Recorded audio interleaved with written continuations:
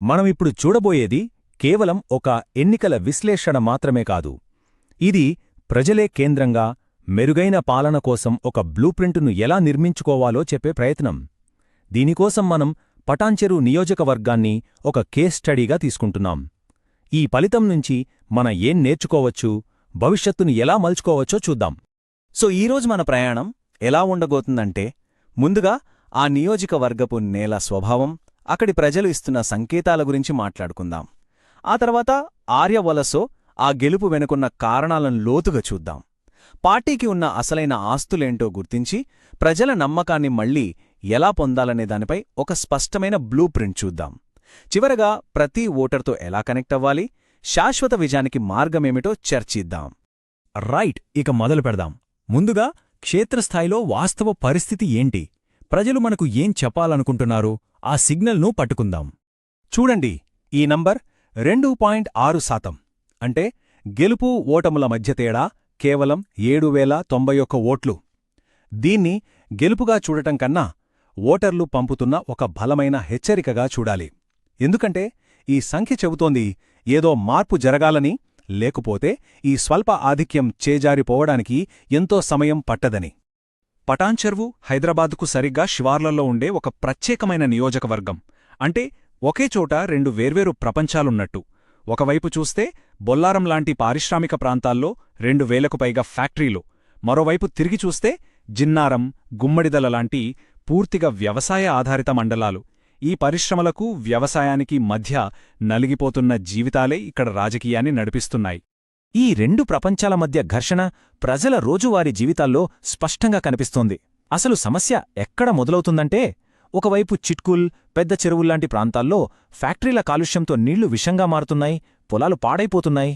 ఇక అమీన్పూర్, ఆర్సీపురం లాంటి పట్టణ ప్రాంతాలకొస్తే రోడ్లు అధ్వానంగా ఉన్నాయి, మురుగునీరు రోడ్లపైనే ప్రవహిస్తోంది.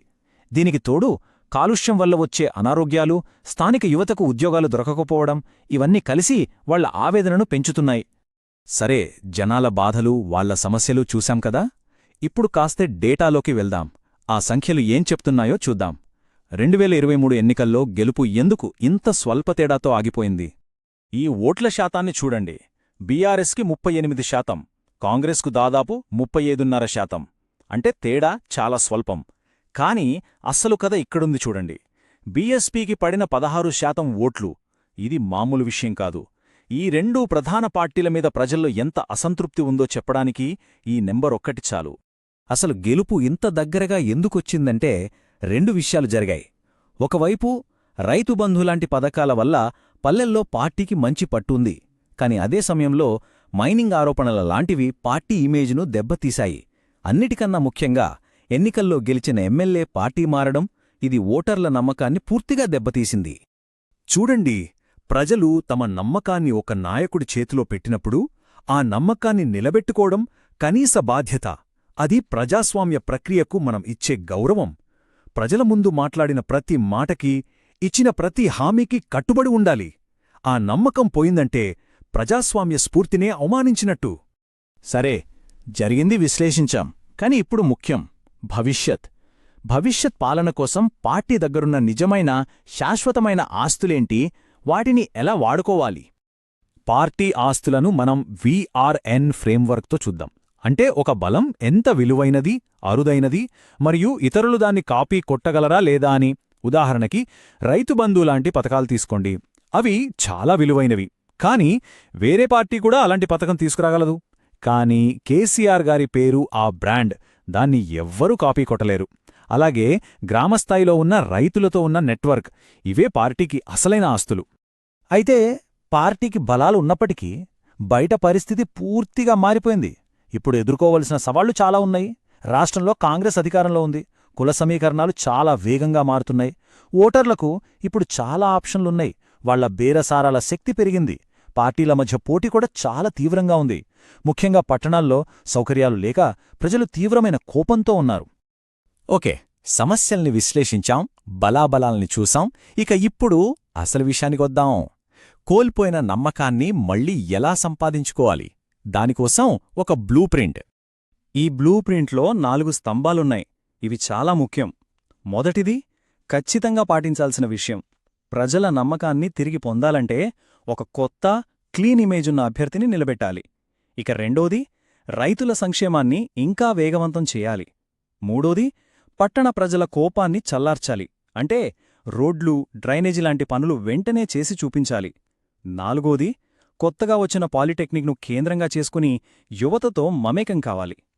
అయితే ఒక ప్లాన్ వేసుకుంటే సరిపోదు కదా, దాన్ని జనంలోకి ఎలా తీసుకెళ్ళాలి, ప్రతి ఓటర్ మనసును ఎలా చేరుకోవాలి చూద్దాం. దీనికోసం మనం ఒక పవర్ఫుల్ ఫ్రేమ్వర్క్ను వాడుకోవచ్చు. అదే చతుర్ముఖ వ్యూహం, అంటే 4 ముఖాల వ్యూహం.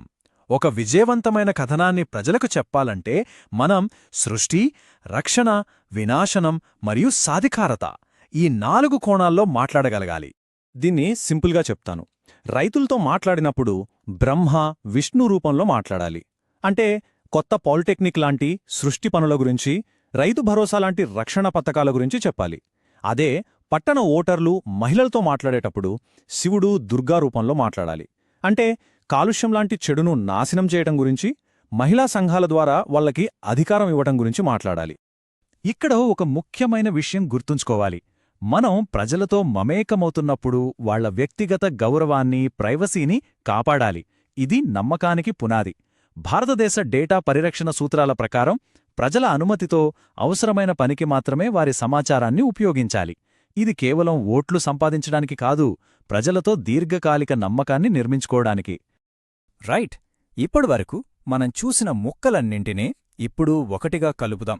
ఇంతకీ శాశ్వత విజయానికి దారి ఎక్కడుంది? సో ఫైనల్గా చెయ్యాల్సిన పనులేవి? వెంటనే ఒక కొత్త, మంచి అభ్యర్థిని ప్రకటించండి. 100 రోజుల వార్ రూమ్ ప్రణాళికను మొదలుపెట్టండి. సంక్షేమ పథకాలను మరింత వేగంగా అమలు చేయండి. పట్టణాల్లో ప్రజలకు వెంటనే కనిపించేలా రోడ్లలాంటి పనులు పూర్తి చేయండి.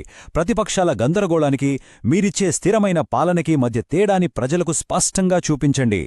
ఒక విషయం స్పష్టం: గెలుపు అనేది చివరి నిమిషంలో ఇచ్చే హామీలతో రాదు. అది ప్రతిరోజూ క్రమశిక్షణతో చేసే పనిలోనే ఉంది.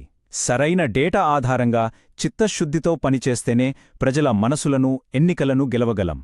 మీరు ప్రజల కేంద్రీకృత నాయకుడిగా ఎదగాలని, మీ నియోజకవర్గాన్ని ఉన్నత స్థాయికి తీసుకువెళ్లాలని కోరుకుంటే blueprintstrategies.ai ని సంప్రదించండి. మా ఈమెయిల్ mgr@blueprintstrategies.ai లేదా 0804204160 నంబరుకు కాల్ చేయండి. మా లక్ష్యం రాజకీయాలకు అతీతమైన ప్రయోజనం.